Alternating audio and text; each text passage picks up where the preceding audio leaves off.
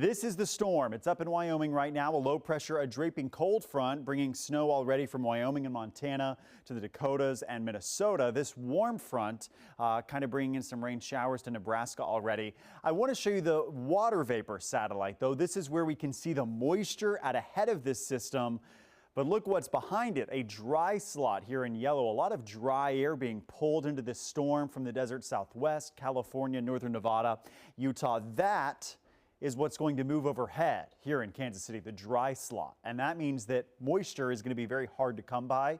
And so rain and snow amounts are trending down. That's your latest update here this evening. Our decreasing impacts with less coverage of rain and snow tomorrow. We're still going to have some snow, especially in the afternoon and evening, but the amounts are probably a dusting at best in the Kansas City metro. The increasing impacts are from really strong winds, a high wind warning now in effect with gusts to 60 miles per hour and dropping temperatures from the 60s into the teens as we head into Sunday night. This is a big storm. We're on the windy side of this. High wind warnings from Missouri to Kansas, all the way back to the Front Range of the Rockies. Blizzard warnings for almost the entire state of Iowa, South Dakota, Minnesota, and Wisconsin, even in northern Illinois. That's where blowing, accumulating snow will cause widespread travel hazards as soon as you cross over the state border.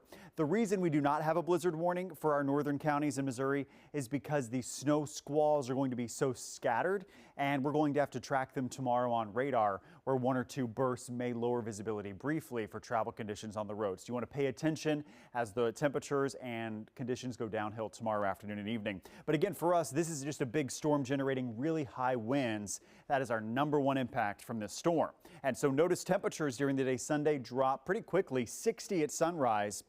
We're in the 40s by lunchtime and below freezing after 4 o'clock. Has some drizzle in the morning, turns into some snow showers and bursts in the afternoon. So here's how radar will look around 6 a.m. Some light sprinkles. Not a lot of organized rain, though, and this is going to be a tenth of an inch or less of rain in the morning.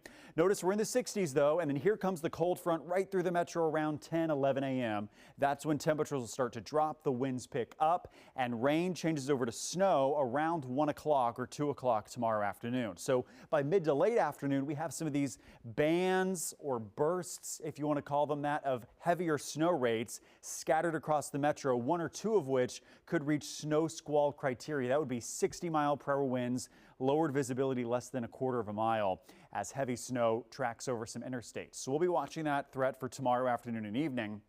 As we head past sunset, I think the snow is gone, and then we just really drop the temperatures heading into Monday morning with lows Monday down into the teens and wind chills below zero. Sunshine will come out Monday, but it stays bitterly cold below the freezing mark all day. So winds the number one impact, and it's a long duration wind event for almost 24 hours from 6 a.m. Sunday to 6 a.m. Monday. Sprinkles and light rain showers before lunchtime, mixing in the early afternoon with bursts of snow mid to late afternoon Sunday into the evening, which should be wrapping up by midnight. So here's the high winds. That wall of wind moves through with the front around 10 a.m. Sunday. Gusts are going to be 50 to 60 miles per hour with the highest gusts across northern Missouri, northern Kansas, lasting from lunchtime into the evening and overnight hours Sunday. So continued strong winds out of the north.